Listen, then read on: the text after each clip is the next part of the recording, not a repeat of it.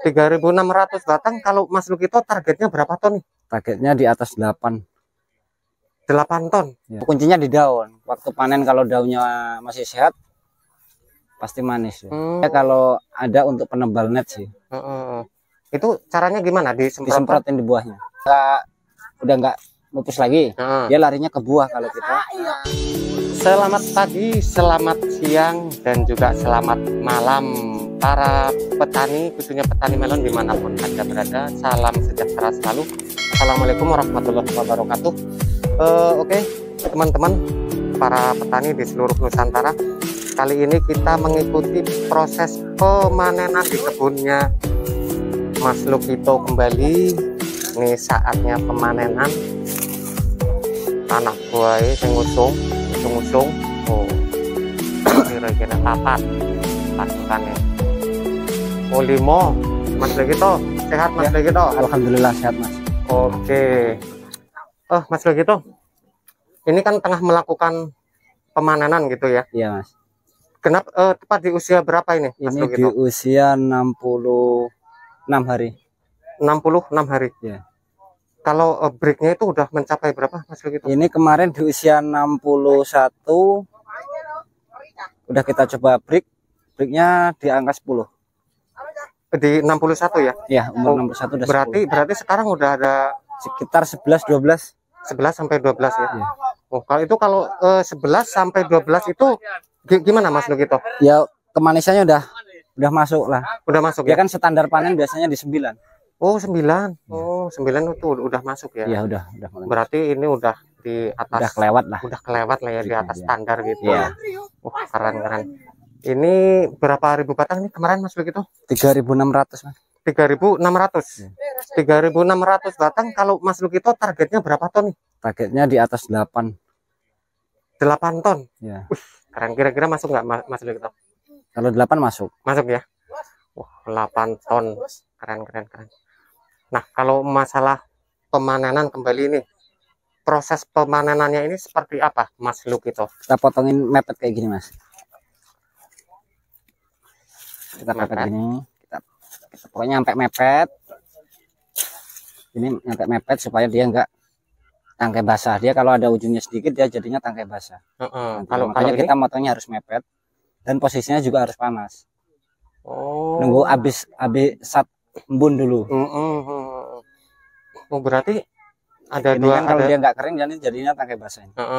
Kering. Jadi bedanya apa Mas Lukito kalau yang ada tangkainya sama kalau untuk khusus putihan itu semuanya kita motongnya mepet. Tapi kalau yang oranye kita kasih tangkai. Kalau oranye. Jadi kayak gitu. Iya. Apa enggak cepet ini Mas Lukito kalau misalnya mepet dengan itu buahnya itu? Enggak, kalau mepet malah nggak jadi tangkai basah. Soalnya dia kan waktu kita muat ke mobil, dia ujungnya ini nggak bentur-bentur sama temennya. Oh, jadi kayak gitu. Nggak cepet busuk malahan Mas? Malah nggak. Kalau dia ada ujungnya sedikit, misalnya kayak gini, misalnya kayak gini, ini akan jadi tangkai basah nantinya. Dia kan waktu kita muat ke mobil, ininya bentur sama yang lain. Makanya kita pepetin seperti ini. Gitu. Ini tergantung permintaan juga Mas Lukito ya? Enggak, kalau untuk putihan semuanya mepet semua. Oh, baru tahu malahan saya nih Mas Lukito. Kalau oranye ya kita kasih tangkai T. Gitu. Gimana kalau masalah pemasaran melon di daerah sini nih Mas Lukito? Kalau di sini enak sih Mas. Untuk agen banyak sih. Tergantung kita cari harga yang lebih tinggi mana. Harga apa? Kalau untuk agen banyak ya? Berarti nggak susah pemasaran? Enggak, kalau pemasaran nggak susah di sini. Oke, gitu. Nah, nih saya yang penasaran lagi nih mengenai dari kemanisan nih Mas Lukito. Kemanisan dari buah melon itu yang mempengaruhi atau mungkin kita bisa membuatnya lebih manis gitu? Bisa. Dia ini untuk kandungan pupuknya kita kasih kalsium. Kalsium sama kalium kita perbanyak pasti manis.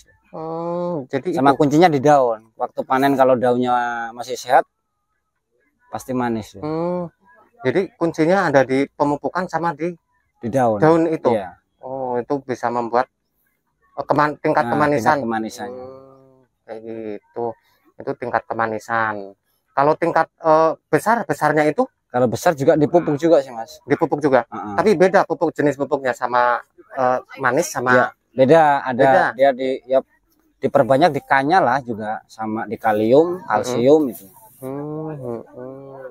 Gitu. Tapi kalau nut ini nanti dia membentuk sendiri ya. Kalau nut ada Mas, ada obatnya untuk penebal net. Oh, ada penebal. Bukan dia secara alami sekian hari nanti dia. Enggak, dia kalau ada untuk penebal net sih. Itu caranya gimana? Disemprotin di buahnya. Tapi khusus di buahnya? Iya, khusus di buahnya. Enggak di daunnya gitu? Enggak di daunnya. Khusus disemprot aja di buah-buahnya, ini pakai sprayer. Gitu ternyata teman-teman. Nah ini kemarin lupa Mas Lukito. Jarak tanam ini Mas Lukito. Ini jarak tanam 60 cm ya? Ini yang sebelah sini satu jalur ya? Ini sebelah sini ya? Satu jalur, ada yang 2 jalur. Satu jalur, ada yang 2 jalur. Nanti kalau kedepannya nanam apa lagi Mas Lukito? Ini nanam Amanda, kita kasih jalur, kita main 3 sulur. Yang akan datang ini? Yang akan datang. Yang di sebelah situ baru selesai gulut tadi pagi. Langsung pindah ke sini untuk metik melon. Sebelum manen ini tadi buat lahan dulu. Nyelesain buat lahan melon.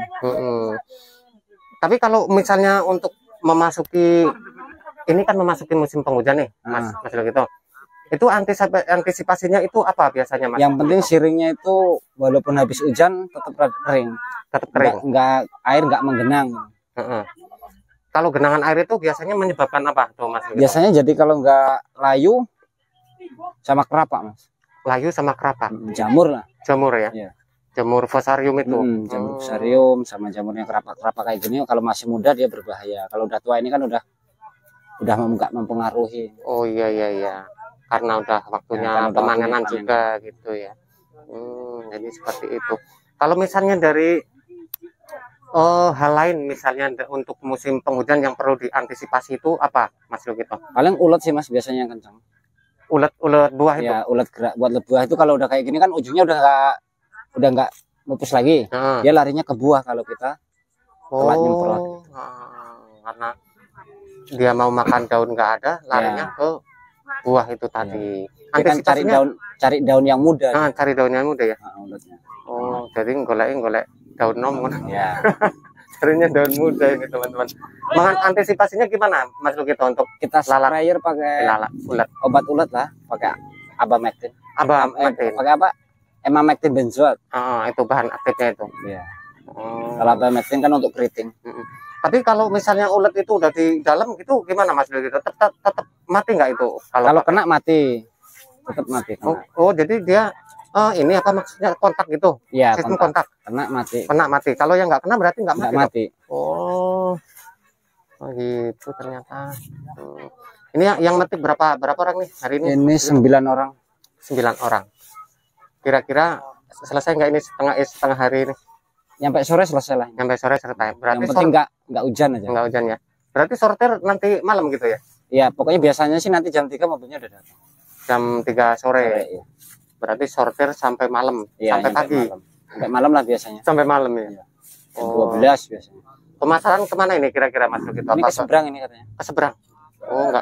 Nggak lokalan sini gitu. Lokal. Bawa ke seberang. Itu ternyata. Ini dipanen semua apa ada yang ditinggal Mas Lukito? Ini dihabisin Mas, nggak ada yang ditinggal, panen semua. Dihabisin semua? Habisin. Ini udah masuk kok ini. Jadi yang kayak gini juga diambil berarti? Itu natnya udah masuk. Berarti nggak 2 kali panennya ya? Ini satu kali langsung dihabisin gitu? Iya, sekali langsung dihabisin. Gitu. Ternyata.